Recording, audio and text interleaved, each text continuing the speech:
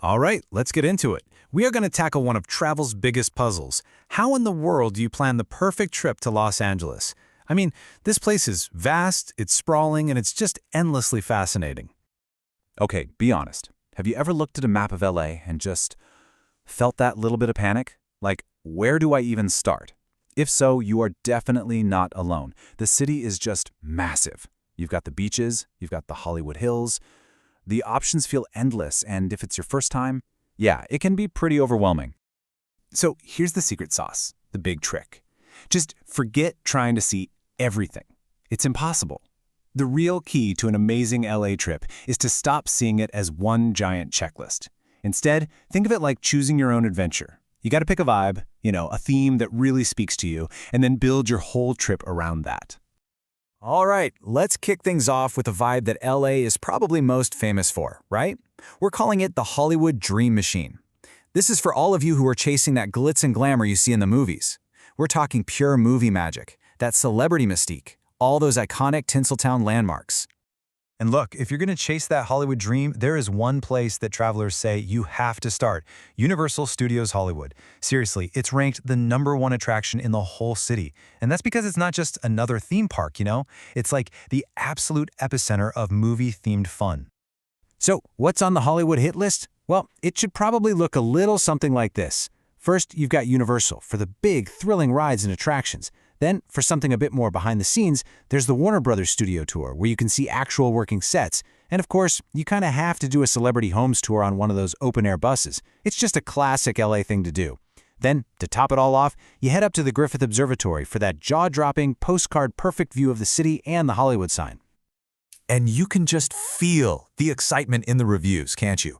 This traveler totally gets what makes the Universal Studio Tour so special. It's not just about the rides. I mean, seeing the actual sets from Jaws and Psycho, and oh my gosh, the clock tower from Back to the Future? Come on, that's pure movie magic right there.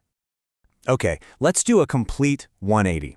Maybe the whole Hollywood hustle is in your scene. That's totally cool, because LA has this other, equally iconic side. You know the one I'm talking about. That famous Southern California sun. So let's dive into our second vibe: coastal cool and outdoor fun.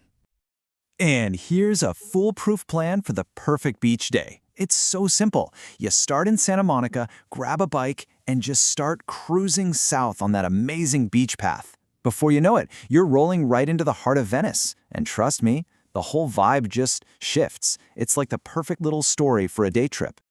And hey, it's not just about biking. There's so much more to do outside.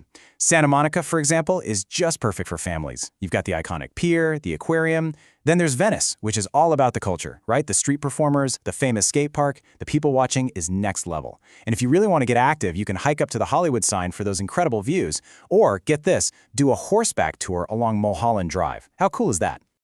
I love this review because it just nails the spirit of Venice Beach. It's entertaining, it's colorful, and they mention that surreal feeling of stepping into a place you've seen in movies 1,000 times. That feeling of, wow, I'm actually here. You really can't get that anywhere else. All right, on to our third vibe. And this one takes us beyond the glitz and the glamour. Because let's be real, Los Angeles is so much more than just movies and beaches.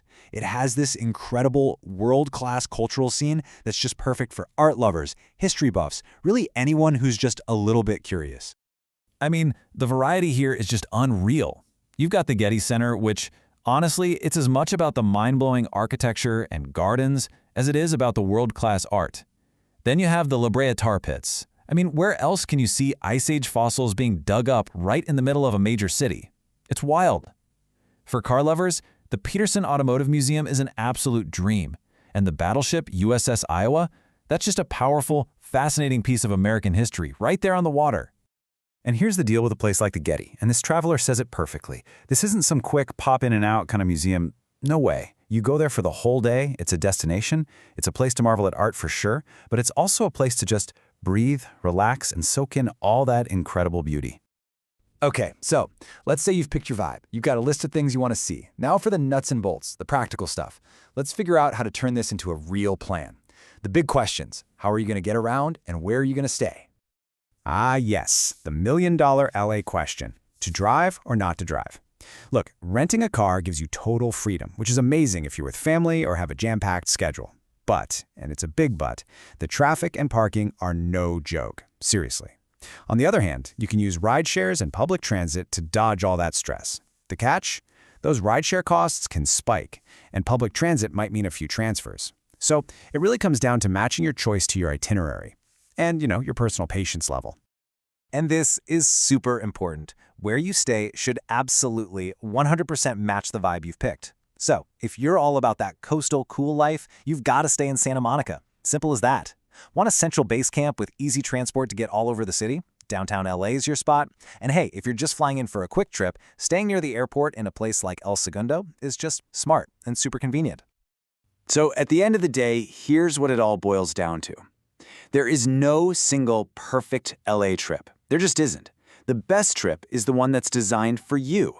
It's built around your interests, your pace, and, the story you're going to tell your friends when you get back.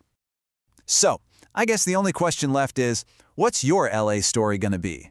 Is it going to be all about Hollywood glamour, a sun-soaked beach adventure, or maybe a deep dive into art and history? The choice is all yours. Happy planning!